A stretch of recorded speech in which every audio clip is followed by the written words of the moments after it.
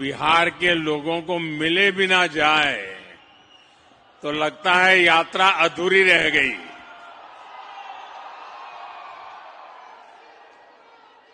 और इसलिए गुजरात में रहने वाले और खास करके सूरत में रहने वाले मेरे बिहारी भाइयों का हक बनता है और इसलिए मेरी स्वाभाविक जिम्मेवारी भी बनती है कि आप लोगों के बीच आकर के इस विजयोत्सव की कुछ पल का मैं भी हिस्सा बनूं।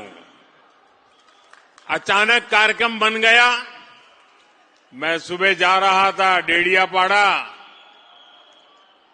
तो यहां के हमारे साथियों ने मुझे कहा कि बिहार के लोगों की इच्छा है, अगर आप 5-10 मिनट बाहर आ जाए तो लोग आ जाएंगे। और मैं देख रहा हूं दूर दूर तक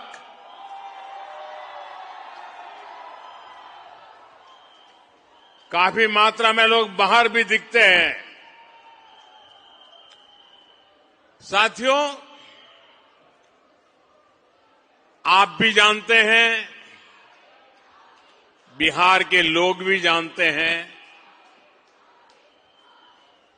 हम वो पार्टी हैं। जब हम गुजरात में मुख्यमंत्री के रूप में आपने मुझे काम दिया था, तब भी हमारा एक मंत्र था कि भारत के विकास के लिए गुजरात का विकास। हमारी मूलभूत सोच रही है, ये हमारा देश नेशन फर्स्ट। और इसलिए काम भले गुजरात में करते थे, काम भले गुजरात की जिम्मेवारी को निभाने का था, लेकिन गुजरात का विकास भी भारत के विकास के लिए। यही मंत्र हमारे लिए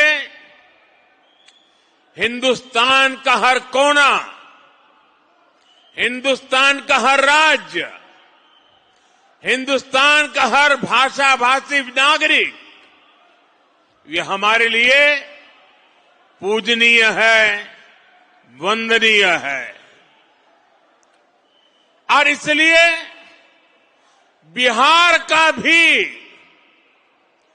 गौरव करना, बिहार के सामर्थ्य का स्वीकार करना, ये हमारे लिए बहुत सहज बात है। और मैं सूरत के मीडिया के लोगों को कहूंगा कि वे लोग थोड़ा रिसर्च करेंगे तो उनके अखबारों में एक चीज छपी हुई है। जब बिहार के 100 साल हुए तो बिहार में तो उसका जश्न होना बहुत स्वाभाविक था, लेकिन बिहार के बाहर हमने गुजरात में बिहार के 100 साल आन बान शान के साथ मनाए थे। इतना ही नहीं, हमने बिहार के भिन्न भिन्न क्षेत्रों में जिन्होंने प्रगति की थी, जिन्होंने बिहार की विकास यात्रा में योगदान किया था, ऐसे भिन्न भिन्न क्षेत्र के 100 लोगों को सूरत में बुला करके उनका सार्वजनिक सम्मान किया था। क्योंकि बिहार की वो टैलेंट, बिहार का वो सामर्थ्य, उसकी ताकत हम भली भांति पहले से जानते रहे हैं। साथियों, ये चुनाव सूरत में रहने वाले बिहार के मेरे भाई बहनों की तो पल पल की नजर थी। और मैंने देखा है कि बिहार के लोगों को राजनीति समझानी नहीं पड़ती है।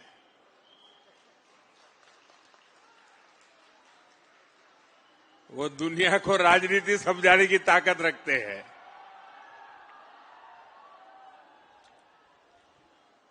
देखिए, इस चुनाव में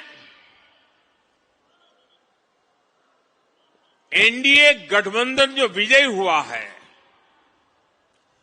और महागठबंधन जो पराजित हुआ है, उन दोनों के बीच में 10% जितने वोट का फर्क है, 10%, ये बहुत बड़ी बात है जी। यानी सामान्य मतदाता ने एक तरफा, और मुद्दा क्या? विकास। आज बिहार के अंदर विकास के प्रति जो ललक है, हर जगह पे महसूस होती थी। और मैंने देखा था, जब कोविड के समय देश भर से हमारे श्रमिक भाई बहन मुसीबत में थे, लॉकडाउन था, पैदल चल चल करके अपने वतन की ओर जा रहे थे,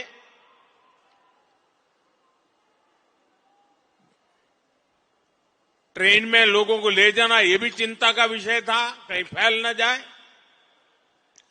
लेकिन मुझे एक बार वीडियो कॉन्फ्रेंस से बिहार के लोगों से बात करने का मौका मिला, और जो उन्होंने मुझे बताया वो बड़ा मेरे लिए सुखद था। वे पैदल गए थे, कई लंबे लंबे समय तक पैदल चले, कहीं व्हीकल मिला फिर पैदल गए।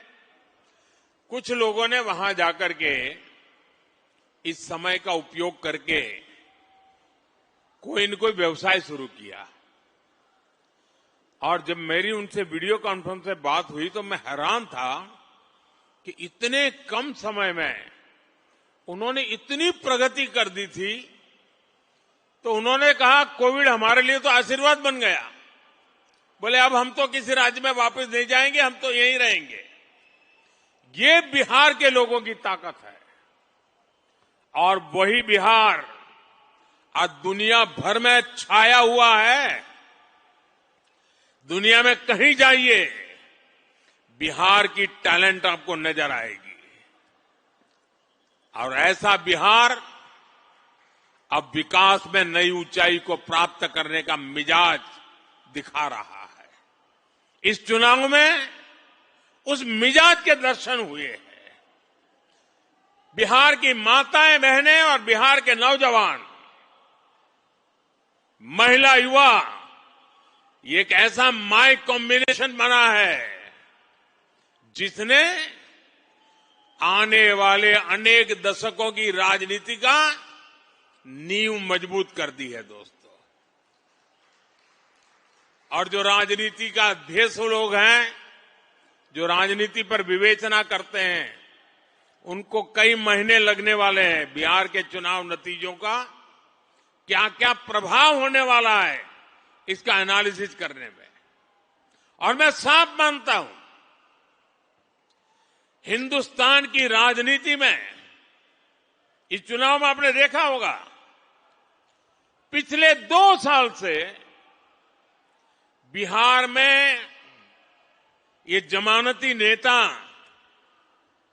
जो जमानत पर घूम रहे हैं, वे बिहार में जा करके जातिवाद का भाषण देते रहते थे। और उनसे जितनी ताकत थी, उन्होंने जातिवाद का जहर फैलाने की थी। और पुराने जमाने से उनको लगता था शायद इससे उनका खेल हो जाएगा। बिहार के इस चुनाव ने जातिवाद के उस जहर को पूरी तरह नकार दिया है। ये देश के लिए बहुत ही उज्जवल संकेत है। बिहार के अंदर सार्वजनिक कार्यक्रमों में गैर कानूनी तरीके से जमीन ने कब्जा करके, मकानों को कब्जा करके जो वक्फ बना दिया जाता था, हमने देखा था तमिलनाडु में हजार हजार साल पुराने गांव के गांव वक्फ प्रॉपर्टी बना दिए गए थे। देश भर में चिंता बन पड़ी थी। तब जाकर के हमने पार्लियामेंट में कानून पास किया वक्फ को लेकर के।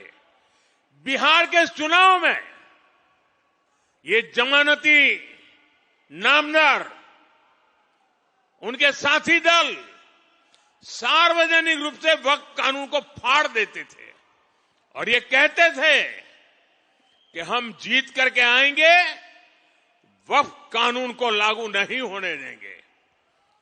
बिहार के लोगों ने इस सांप्रदायिक जहर को भी विकास की राह पर चलते हुए पूरी तरह नकार दिया है। साथियों, वहां पर बिहार के वरिष्ठ नेता, आपने पिछले 2-3 साल के बिहार विधानसभा के दृश्य देखे होंगे। जिस प्रकार से नीतीश कुमार को अपमानित करने की फैशन बन गई थी, ऐसे भद्दे शब्दों का उपयोग होता था, जो पार्लियामेंट में भी जो दूसरे नामदार हैं वो भी पार्लियामेंट की सारी मर्यादाएं तोड़ करके जिस प्रकार की भद्दी हरकतें करते हैं, वैसी पटना में होती थी। न देश की जनता इसे स्वीकार करती है और न ही बिहार की जनता कतई इसको स्वीकार कर सकती है। ऐसे कई बातें हैं जिन्होंने इनके प्रति पूरी तरह नफरत का माहौल इस चुनाव में नजर आ रहा था। साथियों, समाज के सब वर्ग ने, बिहार के सभी क्षेत्र ने एनडीए को, एनडीए के साथी दलों को अभूतपूर्व समर्थन दिया है। अगर मैं जहां दलित समुदाय के प्रभाव वाले क्षेत्र वाली सीटें हैं, 38 सीटें, 34 सीटें एनडीए जीत गया।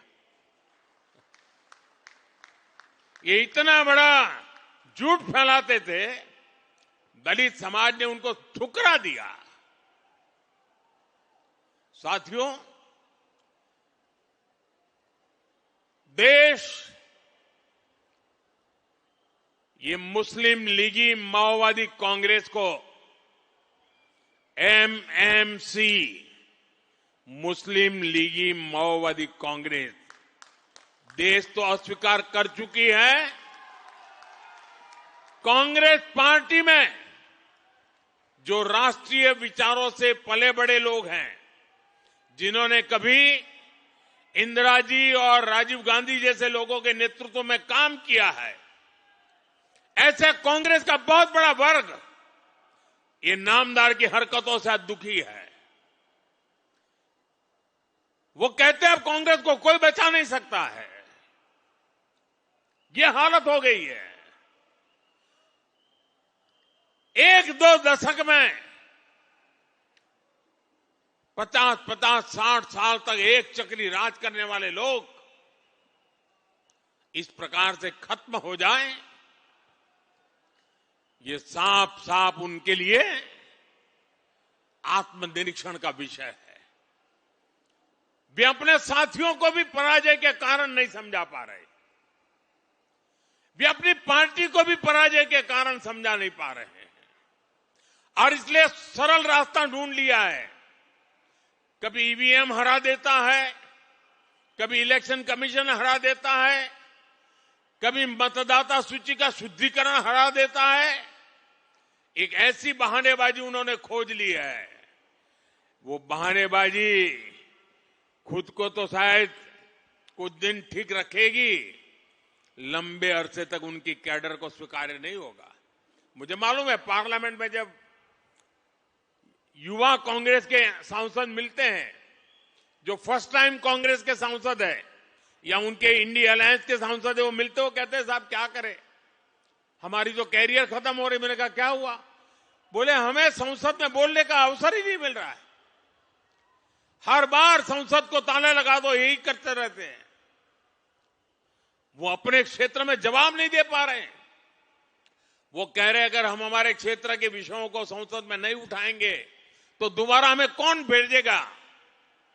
पूरा युवा वर्ग कांग्रेस का जो पहली बार पार्लियामेंट में आया है, वे अपने भविष्य को लेकर के चिंतित हो गया है।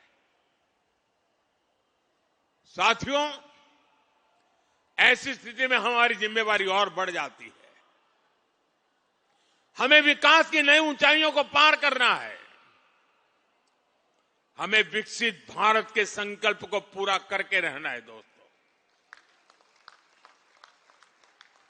मैं जानता हूं स्वदेशी उनके मुंह से नहीं निकलता है, आत्मनिर्भर भारत उनके मुंह से नहीं निकलता है, विकसित भारत बनना चाहिए वो नहीं निकलता है, क्योंकि उनकी प्राथमिकता ही यह देश नहीं है, ये देश के लोग नहीं है, ये देश के लोगों का भविष्य नहीं है।